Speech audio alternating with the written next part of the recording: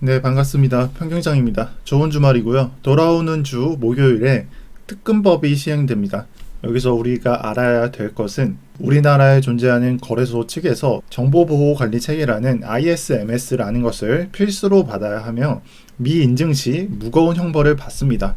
그래서 주의를 하셔야 될 게 여기서 1번부터 5번까지가 있잖아요. 이 1번부터 5번을 제외하고 이 나머지 거래소들은 정말 주의하셔야 되고, 여기 11번의 코인빗의 경우에는 3월 12일경으로 인증 준비를 마쳤다고 공지가 나왔으니 잘 참고를 해보시고, 나머지 거래소들도 한 번씩은 확인해 보시길 바랍니다. 제가 이러한 말을 드리는 이유는 지난 2주간 영상에서 잡코인 장세에 대해서 언급을 드리면서 여러분들의 포트폴리오 중 일부 포지션을 잡코인에 할당할 것을 추천드렸었는데, 여기에 주의해야 할 게 하나 있습니다. 바로 특근법 시행이 우리에게 가져다주는 장점을, 우선 특근법 시행은 우리에게 가져다주는 장점이 있는 게 맞습니다. 빗썸과 업비트 거래소에서 매매를 하시는 분들의 경우에는 거래대금이 4대 거래소로 몰리게 되어서 잡코인이 추가로 펌핑되는 상황을 겪을 수도 있지만, 이 시행 전인 24일에 이 흔들리는 가격에 대해서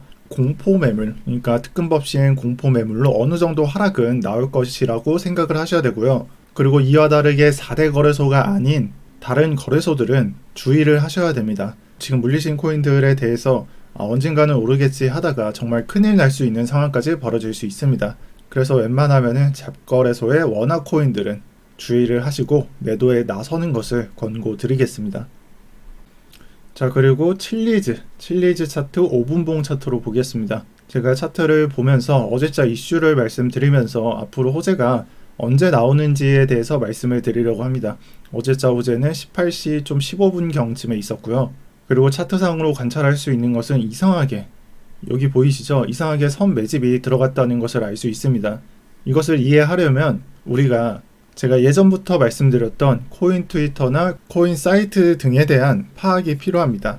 네, 그래서 이거는 칠리즈에 관한 호재를 파악할 수 있는 사이트고요. 19일에 진행되었던 여기 보이시는 블루 맨체스터가 여기 나오고 있습니다. 그리고 이 내용은 공시가 나오기 며칠 전부터 협업에 대한 소식이 있을 거다라고 트위터에 알렸고 사이트에서 관찰할 수가 있었습니다.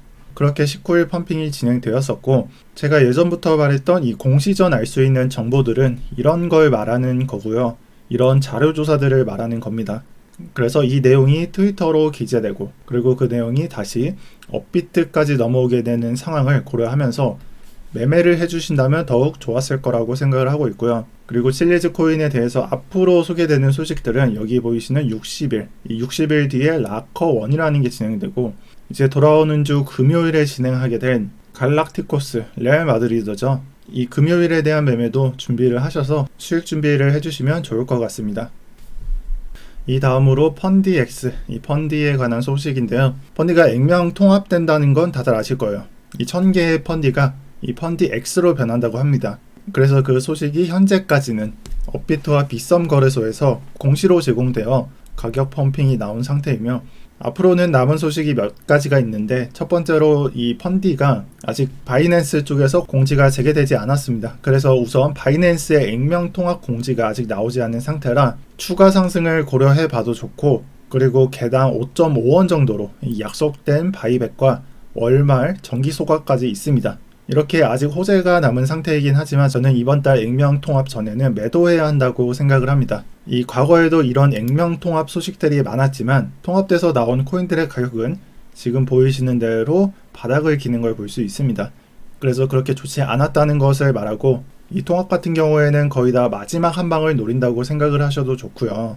액면가가 너무 낮아서 거래 편의성과 수수료를 고려한다고 하지만 결과물을 놓고 보면 1000대1로 병합을 하는 거니 이 새로운 코인의 가격은 그렇게 좋지 못할 거다라고 생각을 합니다. 그래서 결론적으로는 이번 달 말에 정리를 하는 게 맞다고 생각을 하고요. 보유자나 신규 매수자분들은 앞으로 남은 호재와 이제 병합 시기 고려하셔서 잘 매매하시길 바라겠습니다.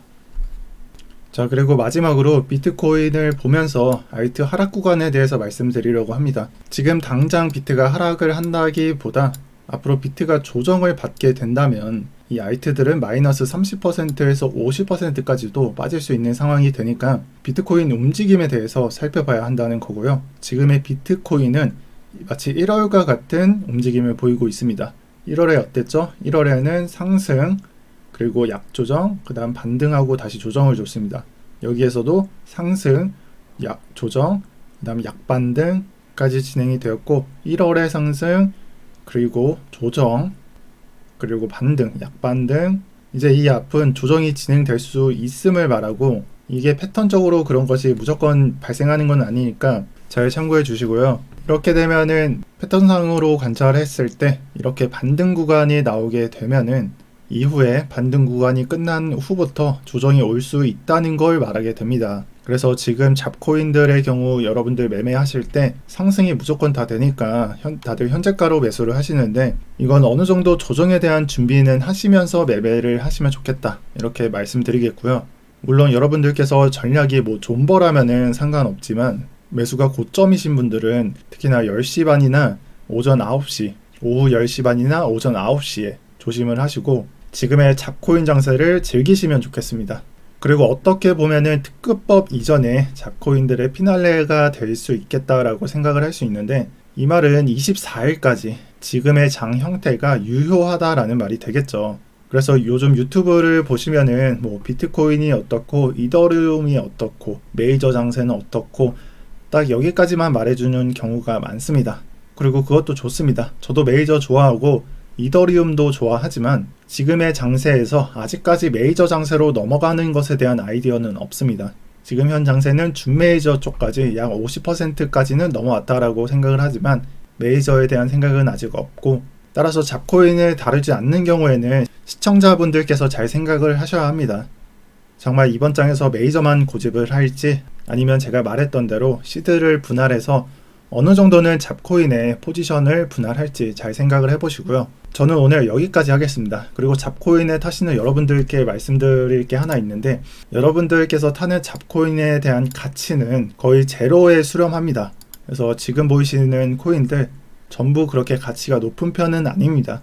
우리는 그냥 가격을 보고 상승분만 보고 매매를 할 뿐이지 뭐 해당 코인의 가치가 어떻고 미래 비전이 어떻고 이런 식으로 막연하게 생각만 하지 않으셨으면 좋겠습니다. 그 이유는 17년도, 18년도에 그렇게 생각했던 사람들이 정말 3년 동안 뼈저리게 느낀 경험담이기 때문입니다. 네, 오늘 여기까지 하겠고요. 주말에도 비트코인과 알트코인 시황을 받고 싶으신 분들은 평균정방 참고해 주시고 다들 즐거운 주말 되시길 바랍니다. 오늘도 평균정이었습니다.